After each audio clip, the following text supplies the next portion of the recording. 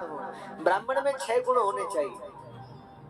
वेद ने, शास्त्र ने ब्राह्मण के लिए 6 कर्म कहे हैं। क्या क्या? वेद पढ़ना, वेद पढ़ाना, यज्ञ करना, यज्ञ कराना, दान देना, दान लेना। 6 कर्म है ब्राह्मण के। लेकिन प्रहलाद जी क्या कह रहे हैं? विप्राट विषण गुण युतादर विंद नाभ। कोई ब्राह्मण इन 6 गुणों से युक्त हो, ये 6 गुण उसमें हो, किंतु भगवान की भक्ति से विमुख हो, भगवान की भक्ति नहीं करता हो।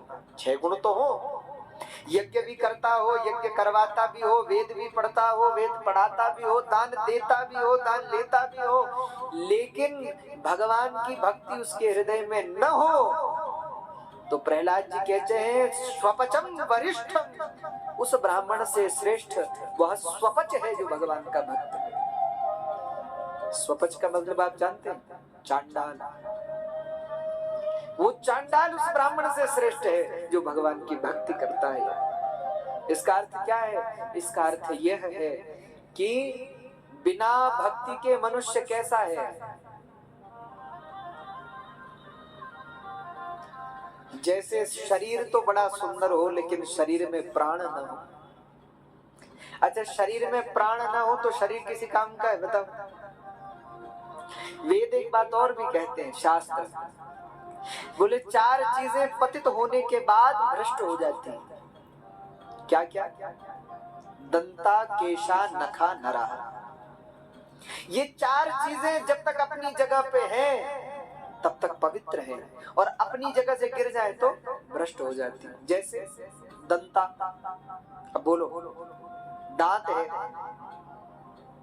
कितना पवित्र है। अरे हम अगर अपने दांत को छूते हैं तो पहले हाथ धोते हैं कि नहीं धोते? दांत पवित्र है, अपनी जगह है तो पवित्र है। और एक बार मुख से गिर के नीचे गिर जाए तो? अरे जिस दांत से भोजन करते हो, पवित्र मानते हो जिसको, लेकिन वही दांत अगर मुख से नीचे गिर जाए तो क्या उसको छूओगे? अरे भाई कौन छुए? केशा, बाल है, सिर पर है तो महाराज हम दिन भर ऐसे लगे रहते हैं। हाँ, सिर पर बाल है तो बड़े सुंदर हैं, और यही केश गिर जाए, भोजन में पड़ जाए, भूमि पे गिर जाए, तो फिर अपवित्र हो गया कि नहीं हो गया? जब तक सिर पर है पवित्र है, सिर से नीचे गिरा अपवित्र हो गया। नखा, नख है, हाथों में बड़े पवित्र हैं, लेकिन यही नख आपने काट लिए तो अपवित्र हो गए। और चौथा है नरा, यानी मनुष्य। मनुष्य जब तक जीवित है तब तक पवित्र है, और जैसे ही प्राण गए तो घर वाले कहते हैं जल्दी ले जाओ महाराज, जलाओ इनको, अब घर में नहीं रखना इनको। अरे किसी को आपने कहते सुना है कि इनसे हम बहुत प्रेम करते थे, इनको हम अपने पास ही रखेंगे, ये मर भी गए तो क्या हुआ, इनका शरीर अपने पास रखेंगे। तब तो दुर्गंध आने लगती है शरीर से।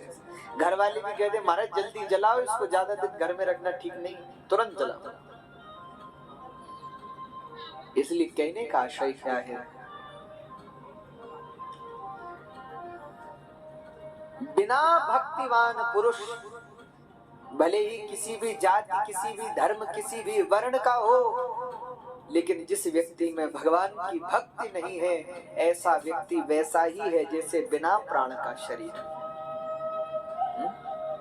तो नारद जी महाराज और सनकादिक ऋषि आपस में चर्चा कर रहे हैं, और यहाँ नारद जी महाराज ने सनकादिक ऋषियों से पूछा है, महाराज आपने सुंदर भागवत कथा हमको सुनाई, लेकिन अब आप हमें ये बताइए, के विशुद्ध्यन्ति वदन्तु मह्यम्, के विशुद्ध्यन्ति वदन्तु मह्यम्, सप्ताह यज्ञेन कथामयेन, कृपालुभिर्लोकहितं विचार्य, प्रकाशितः कोऽपि नवीन मार्गः। सनकादिक ऋषि कह रहे हैं के विशुद्ध्यन्ति वदन्तु मह्यम्।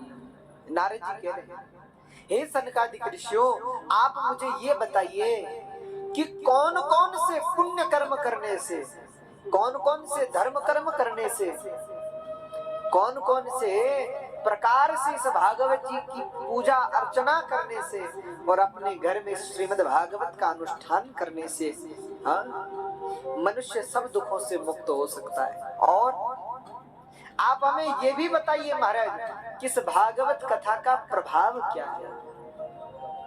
सप्ताह यज्ञेन कथामयेन, इस सप्ताह ज्ञान यज्ञ से होगा क्या? कौन कौन से पाप मनुष्य के दूर होंगे, आप हमें बताइए। तब आज सनकादिक ऋषि बोले हैं, हे नारद जी, ये मानवा पाप कृतस्तु सर्वदा सदा दुराचार रता विमार्गगा क्रोधाग्नि दग्धा कुटिलश्च कामिना सप्ताह यज्ञेन कलौ पुनन्ति ते।